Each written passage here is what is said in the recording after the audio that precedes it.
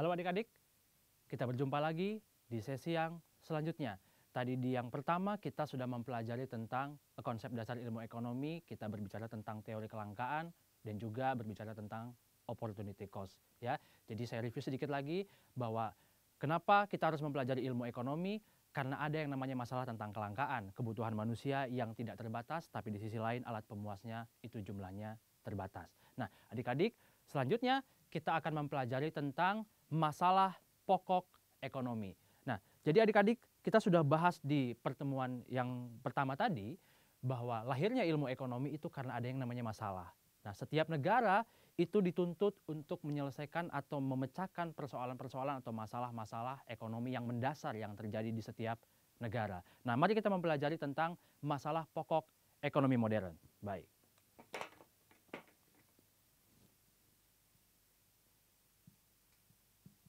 Masalah pokok ekonomi modern. Oke, kalian boleh siapkan catatan kalian karena saya yakin ada hal-hal yang tidak sempat disampaikan di modul. Jadi adik-adik silakan tuliskan hal-hal penting yang kita pelajari pada hari ini. Nah, masalah pokok ekonomi modern. Pertanyaannya sekarang adalah apa saja yang menjadi masalah pokok ekonomi modern? Sebelum saya masuk ke sana, saya mau garis bawahi di sini ada yang namanya modern.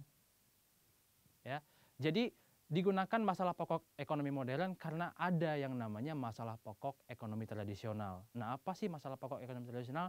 Nanti kakak akan sampaikan. Jadi kita akan coba bahas di sini dulu tentang masalah pokok ekonomi modern. Nah, masalah pokok ekonomi modern itu terbagi ke dalam 3 hal. Jadi setidak-tidaknya setiap negara di dunia ini harus menjawab 3 masalah pokok ini. Yang pertama ada yang namanya what. Yang pertama. Kemudian yang kedua ada yang namanya how. Lalu yang ketiga ada yang namanya for whom. Oke. Ini adalah 3 masalah pokok ekonomi modern. Oke. Yang pertama, what. Nah, what itu kan artinya adalah apa? Nah, dalam masalah pokok ekonomi modern, what itu berbicara tentang barang. Apa? Oke. Barang apa yang harus diproduksi dan berapa banyak gitu ya. Jadi what itu berbicara tentang barang apa yang harus diproduksi dan berapa banyak. Oke. Jadi ini adalah persoalan pertama yang harus dijawab. Ketika setiap negara atau setiap rumah tangga itu ingin melakukan kegiatan ekonomi, dia harus bertanya dulu, barang apa sih yang harus kita buat dan berapa banyak? Kenapa harus what yang pertama? Karena kita harus mengetahui dulu, ya. Kita harus bertanya dulu kepada diri rumah tangga tentang jenis apa sih yang harus kita buat supaya kita tidak salah membuat. Ya, jangan sampai nanti kita membuat atau suatu rumah tangga membuat suatu barang, tapi ternyata barang itu tidak dibutuhkan oleh masyarakatnya. Nah, makanya persoalan what itu yang pertama itu harus dijawab yang pertama. Kemudian setelah yang what, lalu yang kedua adalah yang namanya how. Nah, how itu artinya kan bagaimana. Nah, dalam konsep masalah pokok ekonomi modern, how itu artinya adalah bagaimana, bagaimana cara memproduksinya. Oke. Nah, jadi setelah what barang apa yang harus diproduksi, barang apa yang harus diproduksi, lalu yang kedua adalah how, bagaimana caranya. Setelah kita tahu barang apa yang harus diproduksi, tanyakan lagi, gimana sih kita harus membuatnya?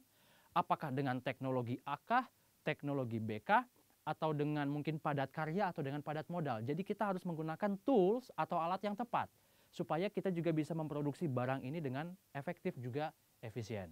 Oke? Nah, apa, bagaimana, lalu yang ketiga adalah for whom. Nah, for whom itu dalam bahasa Indonesia artinya adalah untuk siapa. Nah, berarti kesimpulannya for whom di sini maksudnya adalah untuk siapa, barang tersebut diproduksi. Oke. Jadi tanyakan kembali, setelah kita tahu barang apa yang harus kita buat, bagaimana caranya? Tanyakan lagi, buat siapa sih barang itu dibuat? Untuk masyarakat yang seperti apa? Untuk karakter yang seperti apa? Nah, di sini ketiga masalah pokok ekonomi modern ini sifatnya adalah sifatnya universal. Oke, sifatnya universal. Maksudnya universal itu apa sih, Kak? Maksudnya adalah universal itu adalah setiap negara secara umum pasti akan menghadapi persoalan ini, ya. Jadi ini bersifat universal. Nah, meskipun sifatnya universal, namun untuk menyelesaikan atau menjawab persoalan-persoalan ini setiap negara ternyata berbeda-beda caranya, ya, meskipun dia sifatnya universal. Jadi Indonesia, Amerika Serikat, sampai mungkin ke negara-negara Afrika dan juga di Australia misalnya, masalah ini dihadapi, tapi cara menghadapinya atau cara menyelesaikannya itu pasti berbeda setiap negara. Kenapa? Nah, karena setiap negara itu falsafah negaranya itu berbeda-beda. Ya, Indonesia, falsafah negara kita atau dasar negara kita adalah Pancasila. Oleh karena itu untuk menyelesaikan kasus ini tentunya ya harus berdasarkan dasar Pancasila. Oke, nah nanti kita akan membahas hal tersebut di sistem ekonomi. Oke, di sini ada yang namanya masalah pokok ekonomi modern. Selanjutnya Kakak akan sampaikan tentang masalah pokok ekonomi tradisional, seperti yang tadi Kakak sudah sampaikan. Jadi ini yang pertama. Kemudian yang kedua, ada yang namanya masalah pokok ekonomi tradisional. Oke, masalah pokok ekonomi tradisional.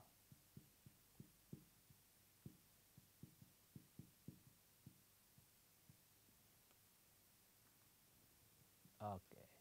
Nah, adik-adik, masalah pokok ekonomi tradisional ini memang sudah tidak lagi menjadi patokan setiap negara untuk bisa menjawab setiap permasalahan-permasalahan pokok. Jadi yang dipakai sekarang adalah what, how, and for whom. Tetapi karena ekonomi itu bukan ilmu eksak, jadi ilmu eksak itu kan ilmu yang sifatnya kekal. Jadi kalau ada satu rumusan itu berlaku secara umum. Tapi ilmu ekonomi tidak. Kalau ada satu konsep, kemudian ada konsep lain yang membantah, itu tidak akan membunuh konsep yang awal, tetapi justru akan saling melengkapi. Oleh karena itu adik-adik kita mempelajari tentang masalah pokok ekonomi tradisional ini adalah sebagai bagian untuk kita mengenal bahwa ternyata ada yang namanya masalah pokok ekonomi tradisional. Nah, masalah pokok ekonomi tradisional itu juga sama, ada 3 hal. Ya. Yang pertama, ada yang namanya produksi. Oke. Lalu yang kedua, ada yang namanya distribusi. Lalu yang ketiga, ada yang namanya konsumsi. Nah, saya yakin adik-adik baik dari jurusan IPA atau IPS sudah tidak asing dengan istilah-istilah ini. Nah, produksi, distribusi, dan konsumsi ini adalah yang dimaksud dengan masalah pokok ekonomi tradisional. Nanti kita akan mempelajari ketiga hal ini sebenarnya pada kegiatan ekonomi. Jadi nanti akan ada pembahasan khusus tentang produksi, distribusi, dan konsumsi. Di sini kita akan bahas secara umum dulu, supaya adik-adik nanti di pertemuan selanjutnya tidak lagi merasa asing dengan istilah-istilah ini. Oke? Nah, produksi itu pengertiannya adalah kegiatan menghasilkan barang. Oke, kegiatan menghasilkan barang. Oke. Kegiatan menghasilkan barang ini dilakukan oleh pelaku yang namanya adalah produsen. Nah, produsen itu pelakunya atau tujuan dia menghasilkan barang, tujuannya adalah untuk mencapai keuntungan maksimum. Jadi adik-adik pasti sudah tidak asing kan bahwa seorang produsen itu dia membuat barang itu tujuannya buat apa sih? Tujuannya adalah supaya dia bisa mendapatkan keuntungan sebesar-besarnya. Itu tujuan dia membuat atau menghasilkan yang namanya barang atau jasa. Jadi produksi di sini tidak hanya kaitannya dengan menghasilkan barang yang real, yang berwujud, tetapi juga kegiatan menghasilkan jasa juga. Ya, oke, itu yang namanya produksi. Lalu yang kedua ada yang namanya distribusi. Nah, distribusi itu maknanya adalah kegiatan menyalurkan barang. Menyalurkan barang. Oke. Jadi barang yang dibuat oleh produsen ini harus disalurkan, harus disampaikan kepada yang membutuhkan. Nah, siapa pelakunya? Nah, itu kegiatannya namanya adalah distribusi. Nah, pelakunya adalah distributor, gitu ya. Distributor. Distributor adalah pihak yang menyalurkan barang dari produsen ke konsumen. Oke. Selanjutnya konsumsi. Nah, konsumsi maknanya adalah kegiatan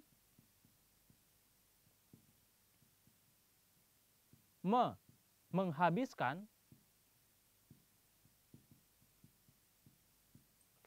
jadi konsumsi adalah kegiatan menghabiskan nilai guna barang.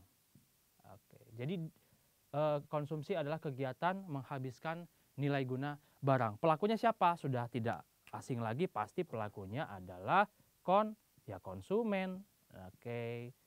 Saya dan adik-adik tentunya adalah konsumen. Kita pernah atau bahkan sering berposisi sebagai konsumen. Konsumen adalah kegiatan menghasilkan nilai guna barang. Nah, pertanyaannya adalah apa sih sebenarnya tujuan kita mengkonsumsi atau mengkonsumsi barang, kurang lebih kayak gitu ya. Nah, tujuannya adalah untuk mencapai yang namanya kepuasan maksimum. Jadi tujuan produsen menghasilkan barang untuk mencapai keuntungan maksimum, tapi kalau tujuan konsumen mengkonsumsi barang, itu tujuannya adalah untuk mencapai kepuasan maksimum. Nah, kalau si produsen tersebut dia merasa bahwa dia belum mencapai keuntungan maksimum, dia akan berupaya untuk bisa membuat barang sebanyak-banyaknya dengan tingkat harga tertentu. Jadi dia bisa berusaha untuk menjual barang kepada konsumen supaya dia mencapai yang namanya keuntungan maksimum.